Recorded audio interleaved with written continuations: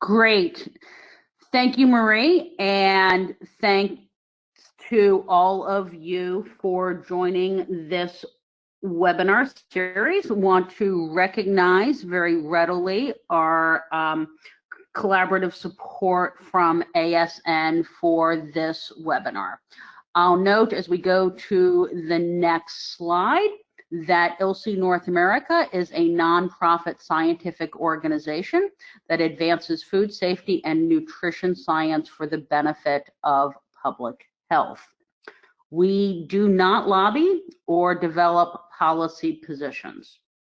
Rather, what we do is we bring together scientists, such as those of you on this webinar, from government, industry, and academia to tackle areas of great interest.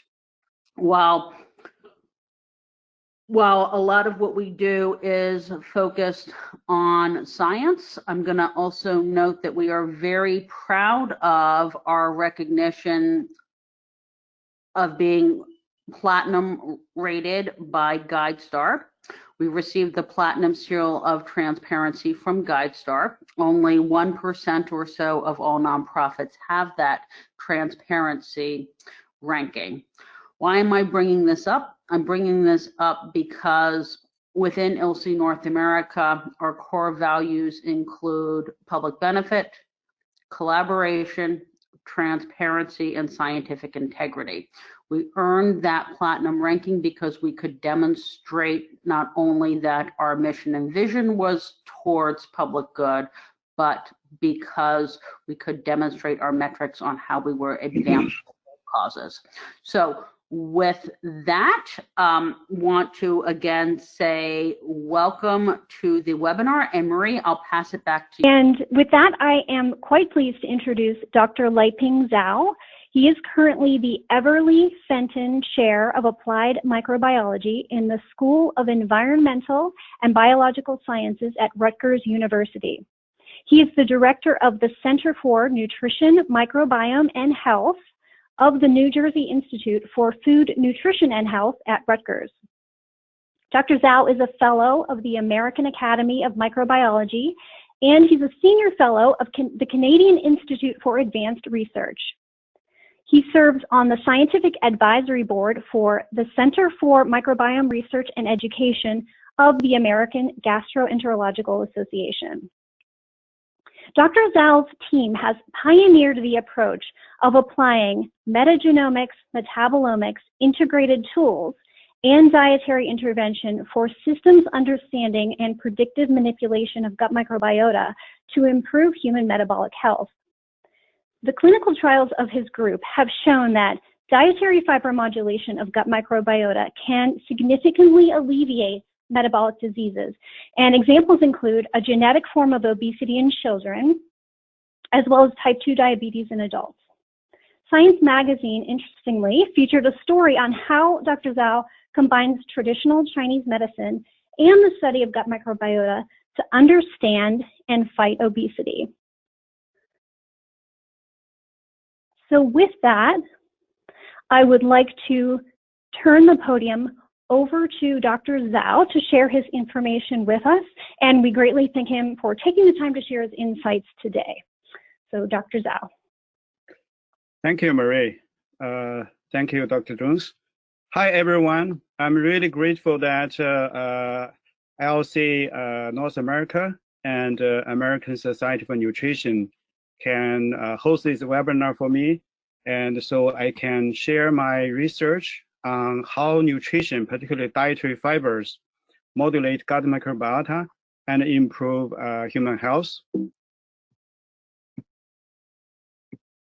And we know that the total complement of microbes living in and on human body is called the human microbiome.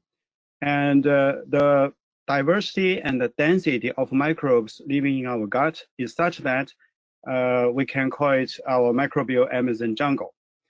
And the reason these bacteria are important in human health is that when they grow and maintain a certain population level in our gut, they produce potentially bioactive compounds, being beneficial or detrimental, And those compounds can get into our bloodstream, circulate through our body, and interact with our own genomes so that they make a contribution to the development of our phenotypes.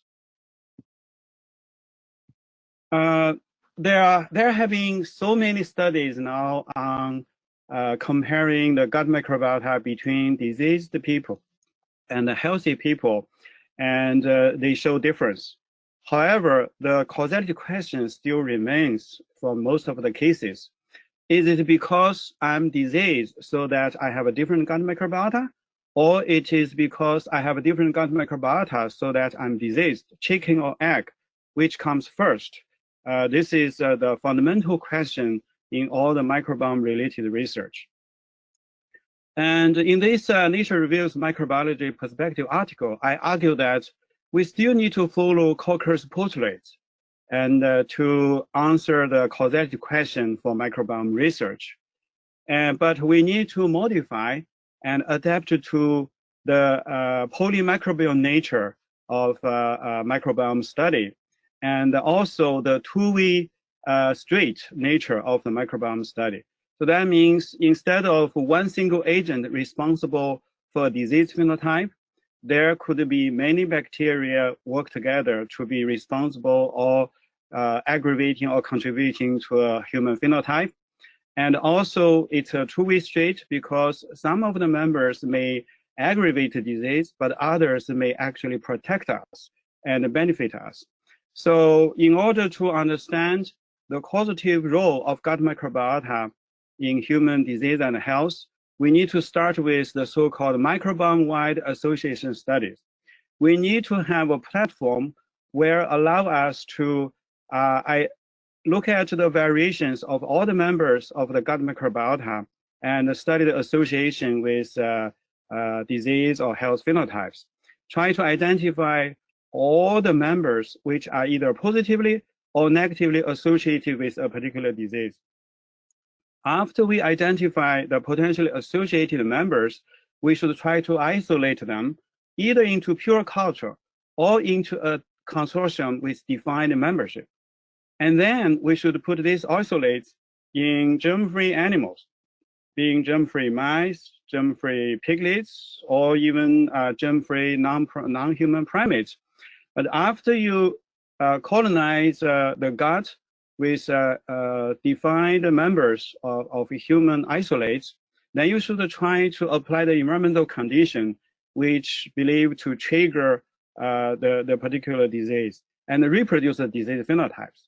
If you can, and then you need to move to the molecular level, try to understand what kind of effect molecule produced by the colonizing gut bacteria interact with what kind of receptor from the host side and trigger all kinds of signaling transduction pathway and change gene expression patterns and eventually lead to the disease endpoints. You know, only after finish all these studies with such a high rigor, you may claim that you have identified the members of the gut microbiota and understand their molecular effect, how to contribute to a disease or health phenotype. And then they can be used, both the bacteria and their effector molecules may be used as biomarkers as well as drug targets and for developing new therapy. So this is the thinking driving our own microbiome research. In order to start the microbiome-wide association study, and we use interventional longitudinal study design so that we change the microbiome by changing the diet. And then we see if there's any associated changes of host phenotypes. And then we collect the urine, blood, and fecal sample before, during, after intervention. And then using omics technology and multivariate statistics, try to profile all the variations in the stream window and find the correlations among them and see if we can identify potentially important members of the gut microbiota and their effective molecule, and then move on to the mechanistic study. In order to do the microbiome research, we have several things in mind and in all our microbiome studies. First, we understand that bacterial functions are strain specific. That means two strains in the same bacterial named species, they can share up to 30% of genomic difference. And this, we know that human and mice only share 10% genomic difference. So this means that under the same bacterial species, different strains can have a wide diversity in their genetics and of course, a wide diversity of their functions. In order to identify the truly important gut bacteria in disease or health, we need strive to go down to strain level. Otherwise, we may not be able to identify the key players. And we also need to keep ecology in our mind because the gut microbiota is a very complex microbial ecosystem. We know in macro ecosystems, members are not independent from each other. And members from very different taxonomic background can actually work together to form a functional group called guild. So members in the same guild, they work together, they thrive or decline together. But different guilds may compete or cooperate with each other. Then the question is, among the gut microbiota, who works with whom? And do they organize themselves also into such guilds? And another scientific ecological question is, in the macro ecosystems, not all the members are not equally important. And some members, for example, in the close forest, the tall tree species are the so-called foundation species, which structure and stabilize the whole ecosystem. If you lose the tall trees, you lose the whole system. And are there any members or any guilds of the gut microbiota which may also serve the role of the foundation species and to stabilize and structure the healthy gut microbiota? So these are the ecological questions we must answer when we do our microbiome study. And I would like to give you two examples in our own research focusing on obesity and type 2 diabetes. And we know metabolic diseases, obesity and type 2 diabetes are devastating epidemic throughout the world now. And there are many hypotheses about what drives such epidemic. So is it because we have taken too much of something bad, too much fat, or too much easy carbohydrates?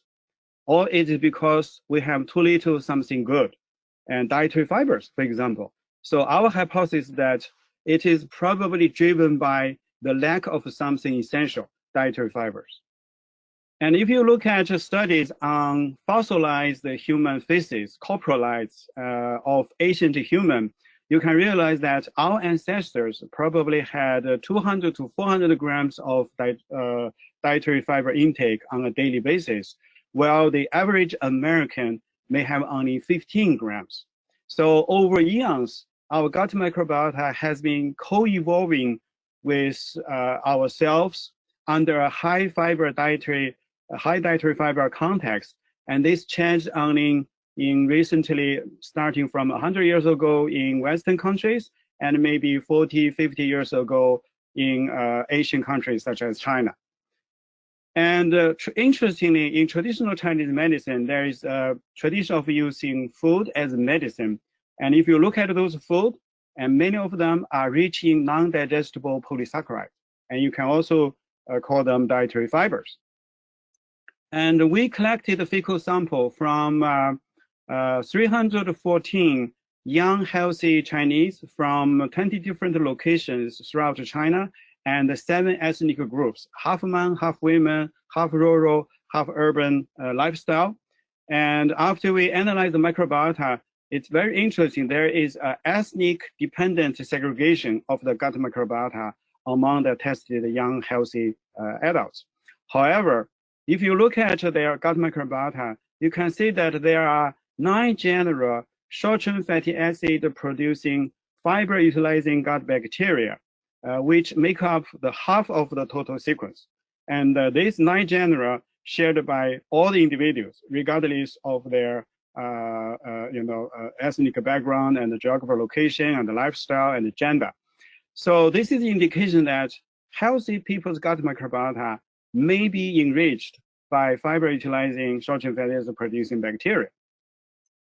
And then this Lancet systematic review paper commissioned by WHO, they collected 135 million person years of data from 185 prospective studies, and also data from 58 clinical trials with 4,635 adult participants. So such a huge data set focus on the dietary fiber effect, quality of carbohydrates. And the bottom line is, regardless of the disease and disease types, there is a 15 to 30% decrease in all-cause and cardiovascular related mortality, and also decrease of incidence of coronary heart disease, stroke incidence, and mortality, type 2 diabetes, and colorectal cancer. So why high dietary fiber intake can have such a consistent and wide range of and benefits on a wide range of disease conditions? And we know that dietary fibers are non-digestible carbohydrates, but many of them are also fermentable. So that means they are complex carbohydrates. They escape the human digestion, but when they come to the gut, and they can become high-quality energy source for many bacteria there. When bacteria ferment dietary fibers as energy source, they grow, but they also release a side product called short-chain fatty acids. And interestingly, hundreds of papers showed that short-chain fatty acids actually essential nutrients to human. And they have many functions, like provide energy to our colonocytes, mitigate inflammation, regulate satiety. But there's also an emerging pattern among studies of many chronic diseases showing that reduced abundance and the diversity of short-chain fatty acid producing bacteria, and also lower production of short-chain fatty acids themselves seems to be associated with many diseases like type 2 diabetes and colon cancer. So that this also indicates that dietary fiber fermented by gut bacteria producing short-chain fatty acids may be an essential symbiotic pathway which for maintaining our health. And so based on all these understanding and the research over the years, we developed a dietary scheme where we included as much as dietary fibers as possible into the diet, and while at the same time provide balanced macro and micronutrients to the host. So it's basically, it's a diet designed to feed the host, but also to provide energy to feed the gut microbiota. So we call it a feed my microbiome diet. And I was the first volunteer to try this diet, and I lost about 45 pounds over 1.5 years, and remained stable since then. It's been 10 years now. So it was reported as a feature news article in Science. If you're interested, you may read that article. And now I would like to share two particular studies and with you. One is high dietary fiber, excuse me, intervention of the gut microbiota among a genetic form of obesity called Prader-Willi syndrome. And children with this particular syndrome, has actually a genetic form of obesity. So they were born with very low muscle tone and even couldn't suck enough milk. Before weaning, they were malnourished. But after weaning, they quickly develop a form of hyperphagia, very severe. And they can never feel satisfied with any amount of food. And very quickly, they develop morbid obesity, like 5 years old, 50, 100 pounds. And this is a very difficult form of obesity to deal with. And however, in our hospitalized dietary intervention, targeting the gut microbiota with the high fiber diet, and we accidentally found out that about 30% of the morbidly obese children enrolled in the program turn out to be Prader-Willi syndrome patients. And also surprisingly, they showed a very good response to this microbiome targeted intervention. For example, this particular boy who was 140 kilograms at the initial, at the beginning, BMI over 60, and stayed in the program, hospitalized program for 285 days and reduced to 83.6 kilograms. And he continued the intervention at home after 430 days, he was 73 kilograms. And by the way, all the participants in our programs had no extra exercise. And they only changed the diet. And so eventually we recruited two groups of morbidly obese children, one PWS and the other same morbidly obese, but with no genetic reason. And so again, 10% of initial body weight can be achieved in within 1 month in simple obesity children, and 20% weight loss can be achieved within 3 months for the PWS children. And they also showed improvement of lipid profile, glycemic response, and insulin sensitivity, almost all the parameters, and also showed improvement of the chronic inflammation. And so in order to show whether gut microbiota had any possible contribution to the improvement of the metabolic problem, we transplanted the microbiota from the same individual before and after the intervention. And interestingly, all the red colored data are from mice receiving the pre-intervention microbiota from humans, from the human donor, and all red colored data are from mice receiving microbiota from the same person, but after 3 months intervention. You can see that the pre-intervention microbiota induced first inflammation in liver and the gut, ileum and colon in the first 2 weeks. And after the inflammation was gone, they quickly started to accumulate, excessively accumulate fat. They enlarge their adipocytes. And so basically the pre-intervention, but after intervention microbiota didn't have such effect. So the pre-intervention microbiota induced inflammation and fat accumulation, and post-intervention microbiota didn't. So this is an indication that at least the diet-induced changes of the gut microbiota contributed partially to the improvement of the metabolic problem. So in order to identify the key players which are responding to the dietary intervention and may play a role in the improvement of the metabolic health, we collected a fecal sample every month from all the individuals. And for each fecal sample, we sequenced 80 million reads in a high-seq Illumina high-seq platform, which equivalent to 8 to 10 gigabase pair of data. And so after the first round of assembly into contiguous, we recognized a little bit over 2 million non-redundant microbial genes from all of these samples. So this, from 109 samples, we generated 2 million genes. And each gene has an abundance in each sample from 0 to something.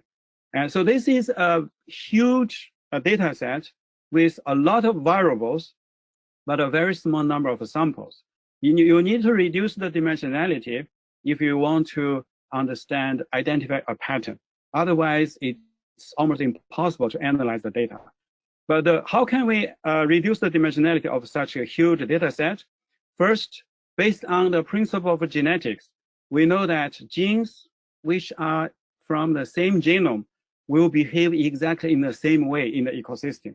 So based on this principle, we did a correlation among all the individual genes, and we found that more than there are 20,000 groups of genes. They behave exactly in the same way. And so we call them co-abundant gene group.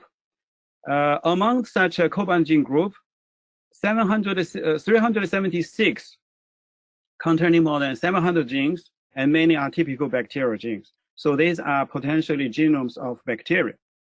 And even though it's 376 genomes, they already amount to nearly 70% of all the sequence. So bacteria are the major members of the microbiome. And then we focus on the bacteria. But many of these bacterial genomes only show up in a few samples once. So we try to focus on 161 bacterial genomes, which show up in more than 20% of the samples. So they are the prevalent members of the gut bacteria. And so now we have 161 bacterial genomes, which makes up the 60% of the total gut microbiota. So they are the major members of the gut microbiome. And now we do the so-called co-abundant analysis among these genomes. And we know that the different bacteria may work with different bacteria to form a functional group called guild. So let's see who actually show up together with whom. So after doing this statistical analysis, we delineate the 161 genomes into 18 what we call genome interaction groups. And each can be considered also as a guild. So each colored group is potentially one guild. If two guilds connected with red line and they co-occur, so they increase or decrease together. But if they are connected with the blue line and they co-exclude from each other, and members in the same guild, they increase or decrease together, so we can add their abundance together, get the guild level abundance. So now we have abundance of 18 guilds. After we get 18 guild abundance, we try to correlate the guild abundance with many disease phenotypes. And interestingly, you start to see correlations. So 3 guilds show the negative correlation with many disease phenotypes, and 9 guilds show the positive correlation with many disease phenotypes, and the 6 guilds showed no correlation. So now we have mapped the major members of this particular, the gut microbiota of this particular tested human cohort, and into 18 guilds. And we also have data to show potentially the 3 blue arrowed guilds. They are negatively correlated in their abundance with host phenotypes, so they are potentially beneficial. And the 9 red arrowed guilds, they are positively correlated with disease phenotypes, and they show they are potentially detrimental or pathogenic. And the other guilds, they showed no response, and they don't correlate with the disease, and they are potentially neutral. So in this way, we mapped the relationship among major members of the gut microbiota and also their relationship with the host. So this gave us a very firm background foundation to now develop a hypothesis-driven projects to understand why they are positively or negatively associated with the disease and what's the molecular mechanism. So this study is the first to show that bacteria in our gut may work as guild. But what kind of bacteria can make a guild? If you look at the members, the taxonomic background of members of each guild, you will surprise that members from different phyla can work together and in a guild. So this means that bacteria do not organize themselves in taxon, in genus, family, or or phylum, rather than to organize themselves into guilds. And also, even among the same species, you can see different strains can have different relationship with the disease. For example, we assembled 5 high-quality drafted genomes in this Eubacterium elegans butyrate producing species, and we actually see 3 relationships with the dietary intervention. So positive responders, negative responders, and non-responders. So if you lump all the 5 strains together, you lose the actual picture of those members. So that's why taxon-based analysis. So analysis of your microbiome data based on taxonomy, based on genus, family, or phyla, would not lead you to meaningful results. So please keep in mind that gut bacteria work as guilds rather than as taxon. And this is critical if you would like to discover truly important gut bacteria. Another research I would like to share with you is the high fiber dietary intervention among patients with type 2 diabetes. So basically, this is a randomized controlled study. We randomize type 2 diabetes patients into either UroCare or into the high fiber diet. But we control the calorie intake and macronutrient intake so that the only major difference in their diet between these two groups are the treatment group had nearly 40 grams of very diverse dietary fibers intake than the control group. And not surprisingly, both groups showed improvement. However, the high fiber group showed much more significant improvement in the primary outcome, HbA1c, and also in almost all the other secondary outcomes. And so we know that because of the randomized controlled design, we can only attribute the actual clinical benefit in the treatment group to the actual intake of dietary fibers. And dietary fibers are not digestible and cannot directly interact with human cells. So, but they can be served as energy source by some gut bacteria. So they have a potential to change the gut microbiota. And then we transplanted the microbiota from the same patient before and 3 months after the intervention to germ-free mice. Again, the before intervention gut microbiota from type 2 diabetes patients actually increased glycemic level. And but after intervention microbiota didn't. And so this is the indication. And also the microbiota from patients received the high fiber diet had a much better glycemic control than the control group. So this is also another piece of causative evidence showing that the dietary fiber-induced changes of the gut microbiota may be mediating the benefits of the dietary fibers. And so then we collected a fecal sample each from every month from each individual. So now it's 170 fecal samples at 4 time points for all the individuals. And then we sequenced them and we assembled and identified a gene catalog of nearly 5 million genes. And we did the same thing. We did a co-abundant analysis among the genes, and we found 422 bacterial genomes. And they make up nearly 70% of the total sequence. So these are the major members.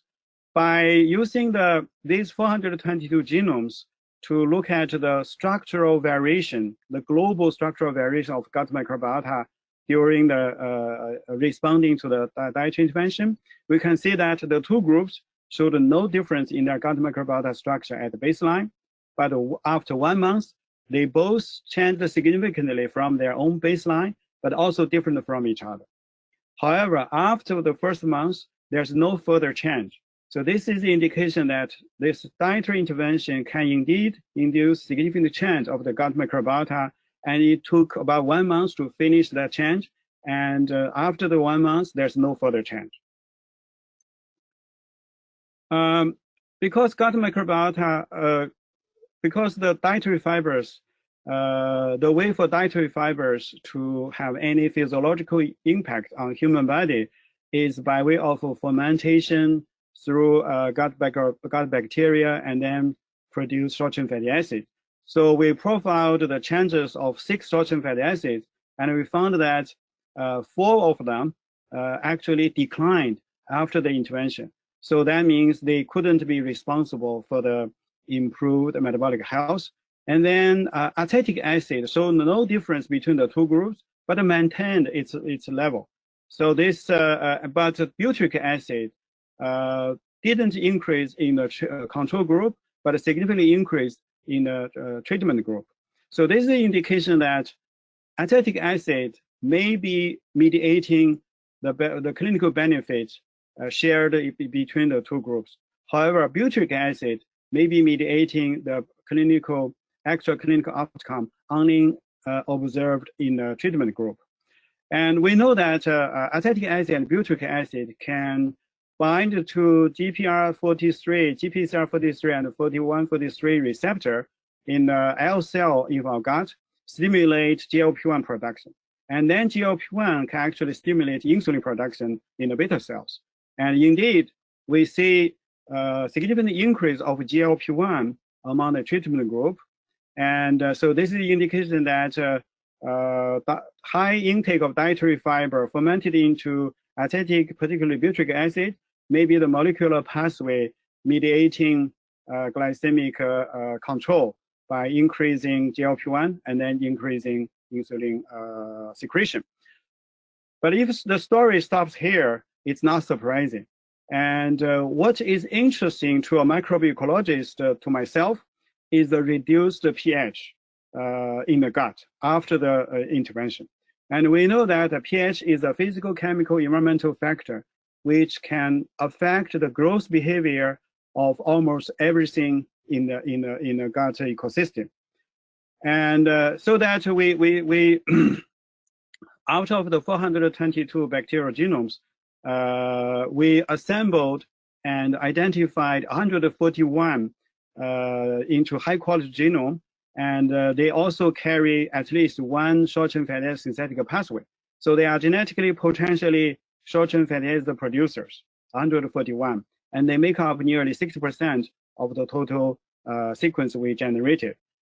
And among these 141 short-chain fatty acid producers, surprisingly, only 15 are positive responders to the high fiber intervention. So they become promoted by the dietary fiber. 79 remain non-changed, but 47 even declined, become lower than baseline.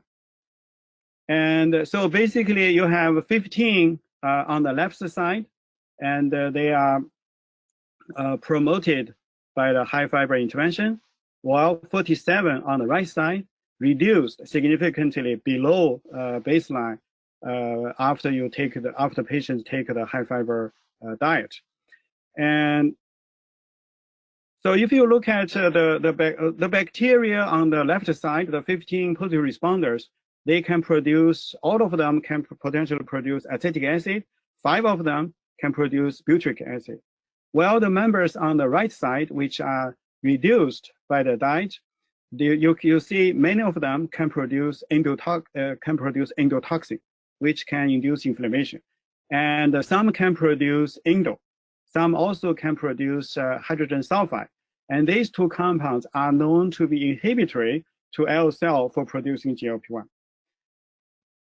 And interestingly, if we look at analyze the genetic capacity, the genome of these positive responders and the negative responders, and we found that the positive responders, they have more genes for degrading plant polysaccharides.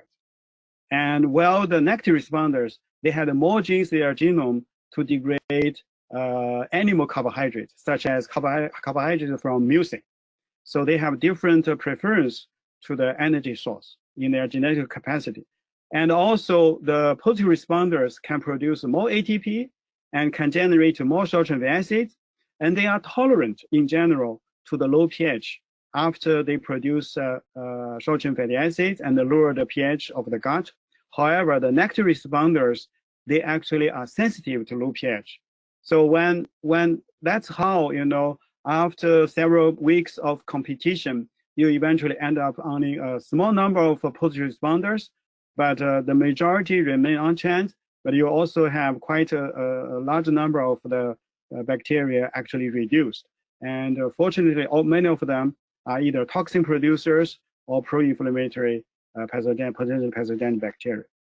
So these are the list of these 15 strains. Some are very close to known members in our database. So they are well-known beneficial bacteria like Bifidobacterium lactobacillus and Faecalibacterium prosnitia and Eubacterium rectal. But others can only be identified to the genus level or order level, or even other, higher level. So that means they are novel bacteria. And we also showed that the total abundance and the diversity of these 15 bacteria, they are from 3 different phyla, but they work together as a guild. So we developed an active short-chain fatty acid producing index based on the total abundance and the diversity of this group of bacteria, and from each individual over different time points. And you can see that the higher this index a particular patient can achieve, the lower the HbA1c it eventually can reduce. And so in summary, surprisingly, a large amount of very diverse dietary fibers didn't increase the total diversity of the gut microbiota, but actually selectively promoted a small group of short-chain fatty acid producers and reduced the general diversity. And however, among the reduced diversity, you see pathogenic and detrimental bacteria. And so this is probably why, in addition to directly regulate the interact with host cells, there's also an ecological mechanism for this group of bacteria to benefit the host. And we start to isolate each individual strains from the 15 positive responders, like this one, so Bifidobacterium pseudocandidatum, showed a protective effect in high-fat diet-induced obese mice, and also in type 2 diabetes microbiota inoculated germ-free mice. And so this is another piece of evidence that this kind of bacteria, indeed, they are causatively contributing to improvement of the disease. So now our hypothesis is that this kind of positive responders can be considered as the foundation guild for a healthy gut microbiota or for a healthier gut ecosystem.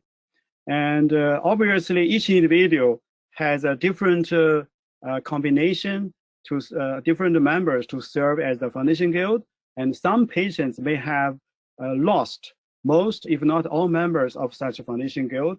So you need to design a diet with different fibers which are fermentable by each person's foundation guild.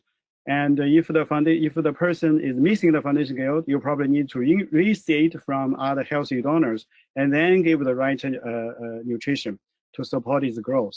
And it also needs to grow to a certain level in order to change the whole gut ecosystem and exert health effect. So this probably is a new pathway for personalized nutrition. And so before we close, I would like to comment that short-chain fatty acids have been shown to boost antiviral immunity in mice. And also the ecological suppression of foundation guild through production of short-chain fatty acids to opportunistic pathogens such as endotoxin producing bacteria may also play a role in alleviating cytokine storm and sepsis. So those bacterial complications which happen very often in respiratory viral disease patients, for example, COVID-19. So there is a potential for this major symbiotic pathway to play a role not just in chronic diseases, but also in infectious diseases such as COVID-19. As a summary, I would like to comment that we need to have 4 perspectives in place in order to understand the role of gut microbiota in particularly interaction between diet, microbiome, and human health. First, always try to produce causality piece of data which can prove or demonstrate causality, even it's a small piece. And second, go down to a strain level or subspecies level in order to identify the true players. Third, understand that bacteria do not work in taxa, but work as guilds. So this is very, very important. Lastly, any analysis which can give you a good understanding and potentially give you high quality association between microbiome and human disease should be not dependent on the existing database.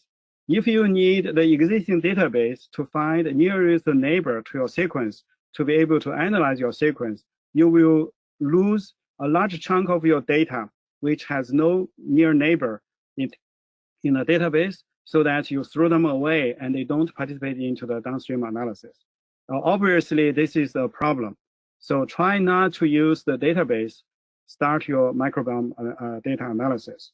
And you need to do non-targeted discovery analysis.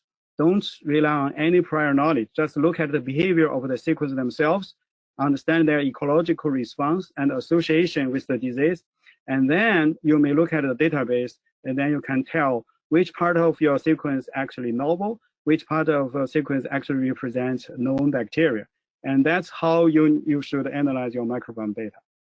With that, I would like to acknowledge my students, my faculty members and collaborators, and also funding agency.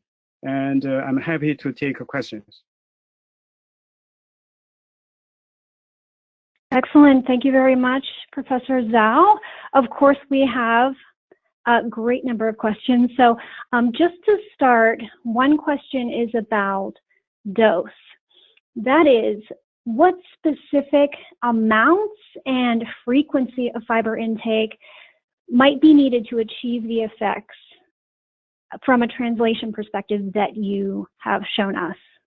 And does that need to be for a certain period of time as well?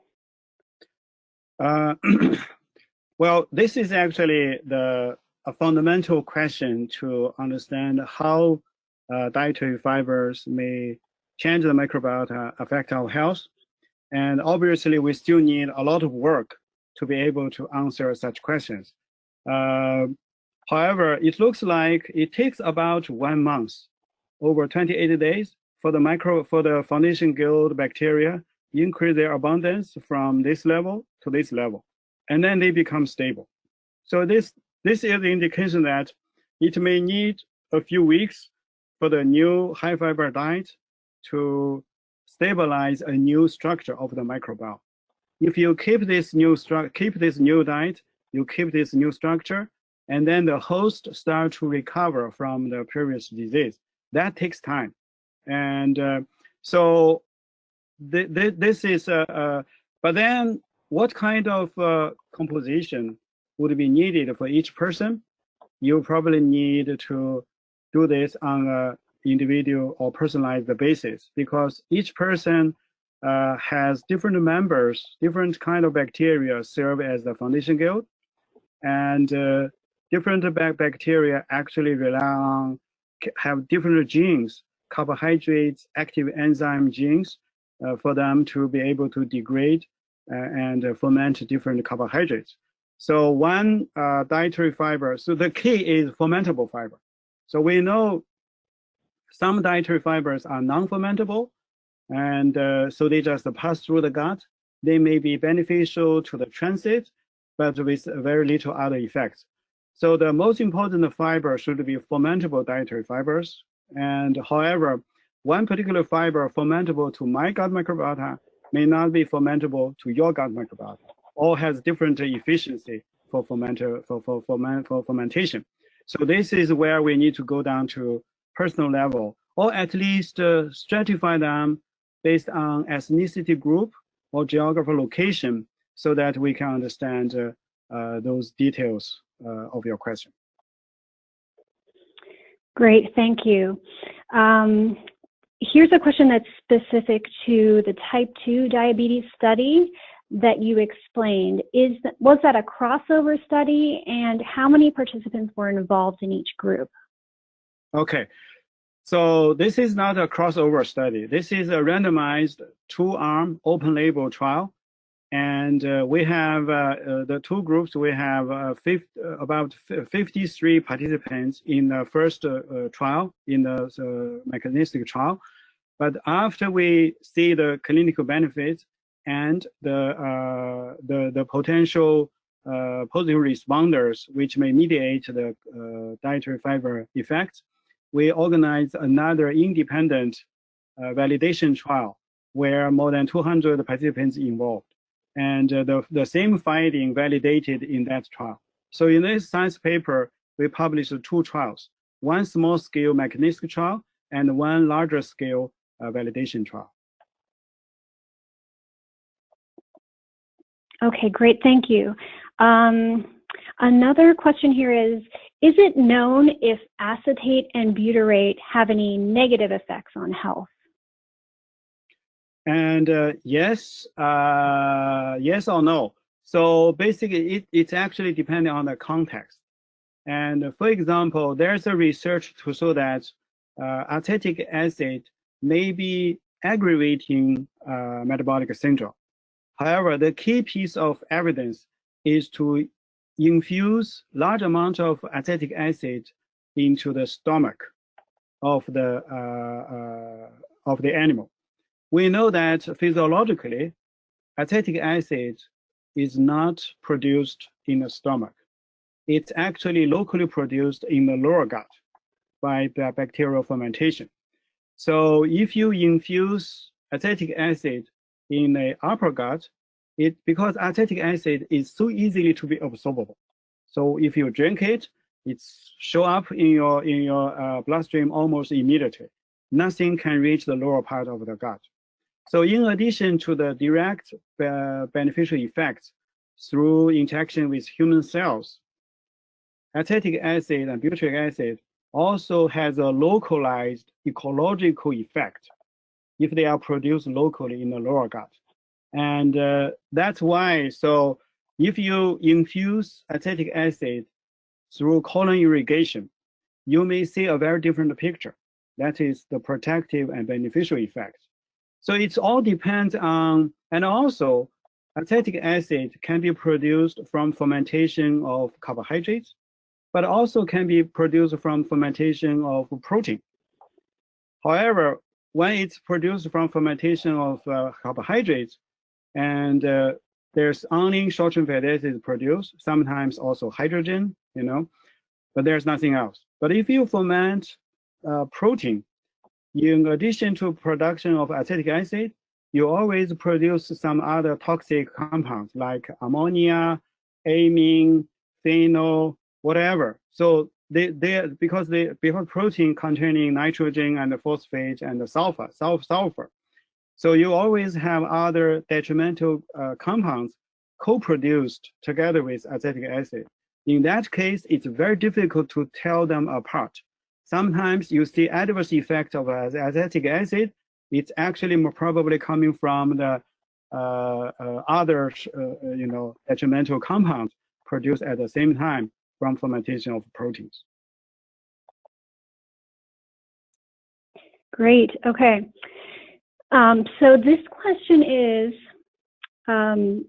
you suggest that bacterial strain identification is key to understanding responses to diet, but we really only have probes for bacteria. Fungi, viruses, and protozoa might also contribute to metabolites that affect the human host. So wouldn't identification of functional genes provide a useful addition to inventorying the strains of bacteria? And this person's feeling is that both are critically important. Yes, I agree. The microbiome is not just bacteria. You also have fungi, protozoa, and the virus, and of course. However, the most diverse, most abundant, and most metabolic active members are still bacteria. And I'm a bacteriologist, but it's my favorite study subject. But there's a reason that I focus only on bacteria. So one is the limitation of my own expertise. The other is it's actually the majority of the gut microbiome. And yes, if you do shotgun metagenomic sequencing from the 1 million or 5 million individual non-redundant genes, we know many of those genes are actually coming from non-bacterial members of the microbiome. But if we focus on the bacterial members of the microbiome, it's already 60–70% of all the sequence we generate. So that's why we just go ahead and analyze the bacterial part of the microbiome data. But this doesn't mean that bacteria are the only thing. Yes, we have approach, we have access to other part of the microbiome data that we can get access, to do other analysis. Great, thank you. I think we can take one more question, and just so others know, we will be sharing all the questions with Dr. Zhao afterwards. So the question is, and it's a little outside of what you spoke about, but is it possible to increase the positive guild population by using something like probiotics so the positive guild could compete with the guilds that have a negative impact? I would reframe the question into, can we use the members of the positive responders or the foundation guild as the next generation of probiotics?